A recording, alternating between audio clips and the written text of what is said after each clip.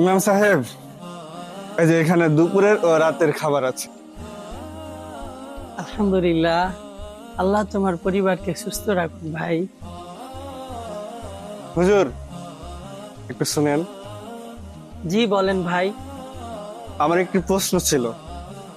অনেককে জিজ্ঞাসা করেছি, কিন্তু কেউ মন মতো উত্তরটা দিতে পারে নাই।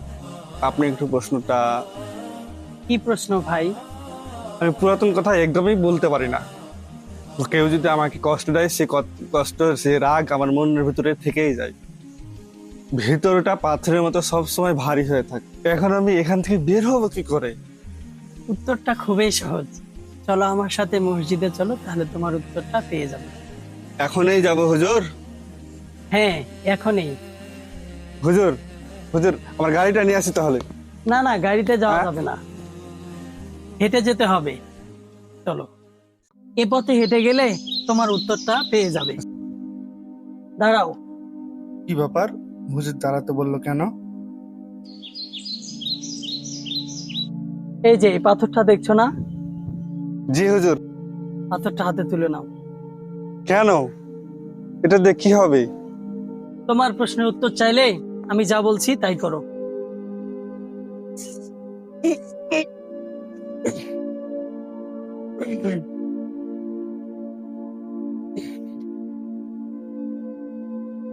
হুজুর, পাথরটা তো অনেক ভারী, আর পারছি না হুজুর। চুপচাপ সাথে চলো।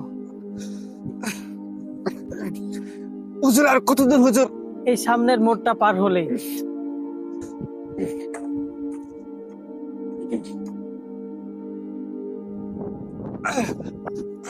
কি ব্যাপার, পাথরটা ফেলে দিলে কেন? এত ভারী পাথর সাথে নেওয়া যায় নাকি? আমার দুই হাত অবাস হয়ে গেছে। পাথরটা খুব ভারী, তাই না? তো কি, আপনি শুধু শুধু পাথরটা নিয়ে আসতে বললেন আমাকে? আমি তো তোমাকে একবারও বলিনি পাথরটা নিয়ে আসতে। তুমি তো চাইলে পাথরটা রেখেও আসতে পারতে। কিন্তু আপনি তো পাথরটা নিয়ে আসতে বললেন। হ্যাঁ, তোমাকে তুলতে বলেছিলাম, তোমাকে বোঝানোর জন্য।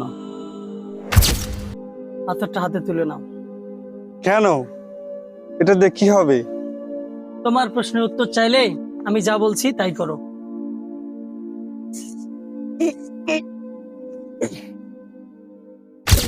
এই পাথরটি হলো তোমার মনের ভেতর জমে রাখা সেই রাগ, সেই কষ্ট। অন্যের দেওয়া কষ্টগুলো, সেই রাগগুলো এই পাথরের মতো বয়ে বেড়াচ্ছ। যতক্ষণ পর্যন্ত বয়ে বেড়াবে, মন আর জীবন দুইটাই পাথরের মতো ভারী হয়ে থাকবে, শান্তিতে চলাফেরা করতে পারবে না।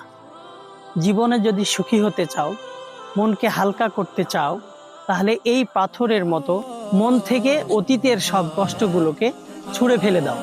নির্দ্বিধায় অন্যকে মাফ করে দিতে হবে, তাহলেই তুমি জান্নাত পাবে।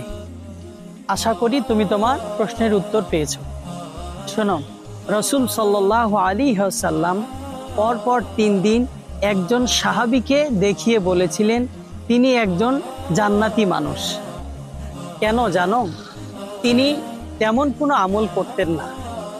তিনি শুধু প্রতি রাতে ঘুমানোর পূর্বে সবাইকে ক্ষমা করেই ঘুমাতেন। তার অন্তরে অন্যের জন্য হিংসা বিদ্বেষ থাকতো না। মাফ করার ক্ষমতা আল্লাহ তাআলা শুধু তাদেরকে দেন যাদেরকে আল্লাহ তাআলা ভালোবাসেন। এবার আমি চাই, আসরের আজান দিতে হবে। আল ইস্তিকামাহ টিভি, সরল সত্যের পথে অবিচল।